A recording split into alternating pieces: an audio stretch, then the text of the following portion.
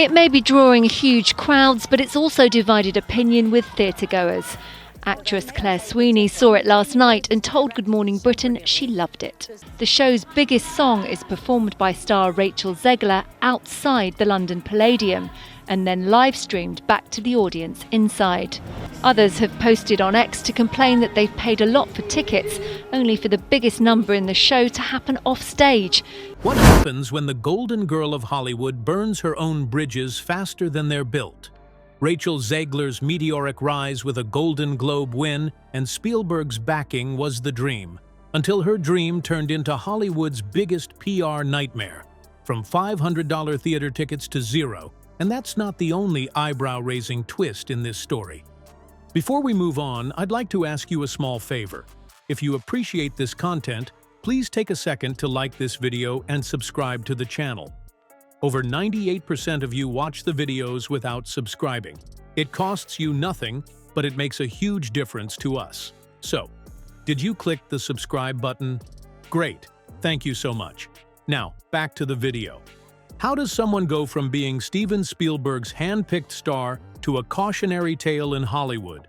That fall from grace didn't happen overnight for Rachel Zegler, but the seeds of her reputation problem were planted early.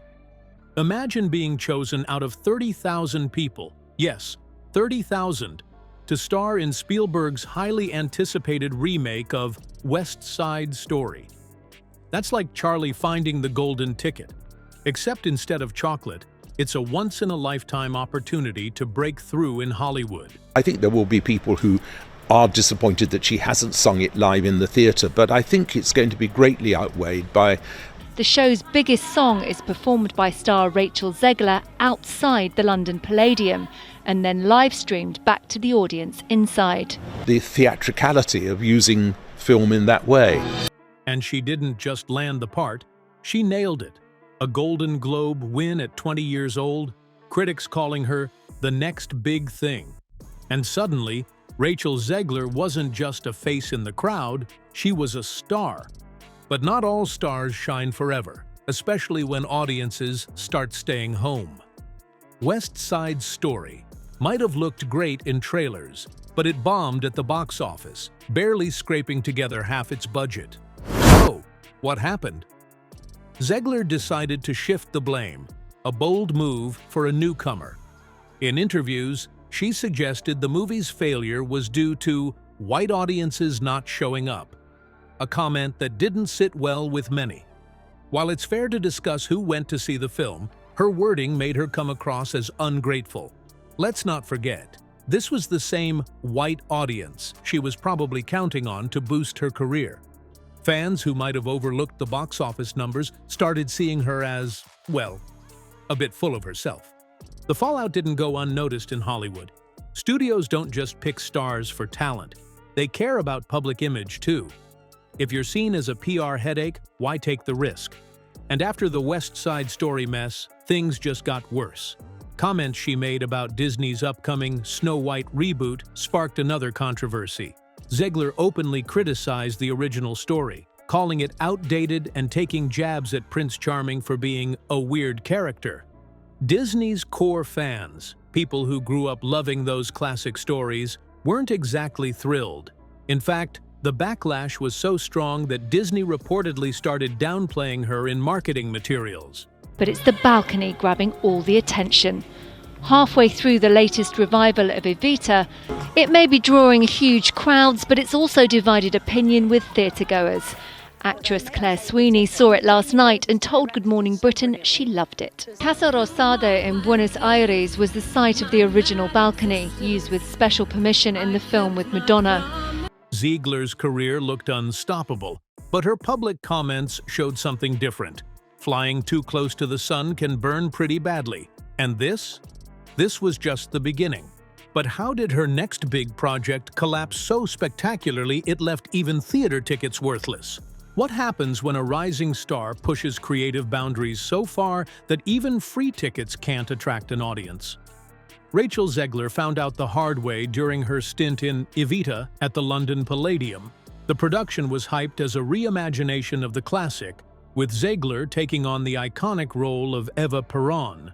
But what started with hefty ticket prices, some reaching a staggering $500, ended in ticket sales dropping to, quite literally, $0. Yes, you could eventually watch Evita for free, and even then, it was hard to fill seats. How does a show with all the glitz of the West End end up being embarrassing for everyone involved, especially its star? Something the show's composer has some sympathy for. I think there will be people who... Others have posted on X to complain that they've paid a lot for tickets, only for the biggest number in the show to happen off stage. Do you know those moments in theatre where you go, oh, yeah, I did that in the theatre, and the way it's done is so clever. It goes on to her walking through This latest revival nods to the outside setting, but with an experimental London twist. Zegler's reputation didn't help here either. In a moment that truly baffled everyone paying to be inside the theatre, she decided to serenade fans outside the venue on a balcony. Meanwhile, the actual ticket holders were left watching the entire thing on a screen inside the theater. Imagine spending hundreds on a show only to essentially catch a live stream. True to the internet's nature, it didn't take long for disappointed audience members to vent online. One viral meme summed it up perfectly. Paid $500 to watch Rachel Zegler through a monitor. Peak Broadway scam. The move wasn't just tone-deaf, it set the stage, pun very much intended, for ridicule and frustration from paying fans.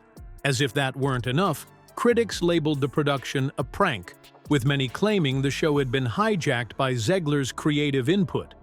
The producers, in what sounded like a very diplomatic statement, admitted they had reshaped the entire vision of Evita to suit her ideas. Translation? It was politely spun as collaboration, but more likely meant Zegler overshadowed the creative direction. And while she delivered a respectable vocal performance, that became the last thing anyone cared about after all the chaos. The fiasco didn't just hurt ticket sales, it became a symbol of Zegler's career. Talent alone can't save someone when their ego causes so much friction. But what do you do when even Disney starts pulling back?